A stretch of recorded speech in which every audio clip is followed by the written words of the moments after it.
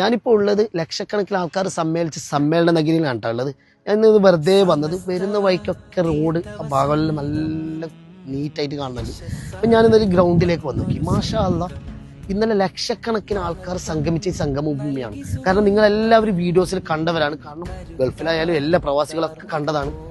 ജനസാഗരമായിരുന്നു ഇവിടെ അല്ലേ. ഈ ജനസാഗരത്തിനിടയിൽ ആയിരക്കണക്കിന് ആൾക്കാർ പങ്കെടുക്കുന്ന കല്യാണത്തിന് നമ്മളെ വീട്ടിൽ തന്നെ എത്രമാത്രം കച്ചറകൾ വേസ്റ്റ് ഉണ്ടാവും എന്നുള്ള കാര്യം നമുക്ക് എല്ലാവർക്കും അറിയാം. ആ ഒരു സിറ്റുവേഷനിൽ നിന്നാണ് ലക്ഷക്കണക്കിന് ആൾക്കാർ സംഗമിച്ച ഈ സംഗമഭൂമിയിൽ ഒരു വേസ്റ്റ് പോലും ഇല്ലാതെ നോക്കുമ്പം ഇവിടുത്തെ എല്ലാ വേസ്റ്റ് ഇവർ കളക്ട് ചെയ്തിട്ട് ഗാർബേജിലാക്കി വെച്ചിട്ടുണ്ട്. മാഷാ അല്ലാഹ്, 4-5 ദിവസം ഓൾറെഡി ഈ പ്രവർത്തകർ ടയേർഡിലാണ്. ഇന്നലെ രാത്രിയാണോ അല്ലെ ഇന്ന് രാവിലെയാണോ ഇത് ഇവർ ചെയ്തതെന്ന് അറിയില്ല. എന്തായാലും വിക്കായന്റെ പ്രവർത്തകരാണ് ഇത് ചെയ്തതെന്ന് ഞാൻ അറിഞ്ഞിട്ടുണ്ട്.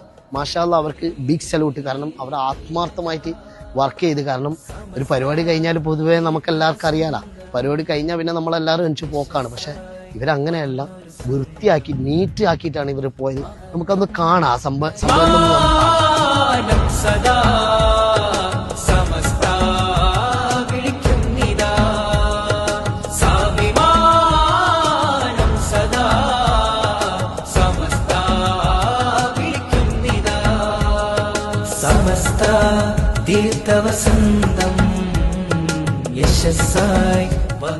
അപ്പം SKSF പ്രവർത്തകർക്കും വിക്കായന്റെ പ്രവർത്തകർക്കും ബിഗ് സല്യൂട്ട്. കാരണം നിങ്ങൾ മാതൃകാപരമായ ഒരു കാര്യമാണ് നിങ്ങൾ ചെയ്തത്.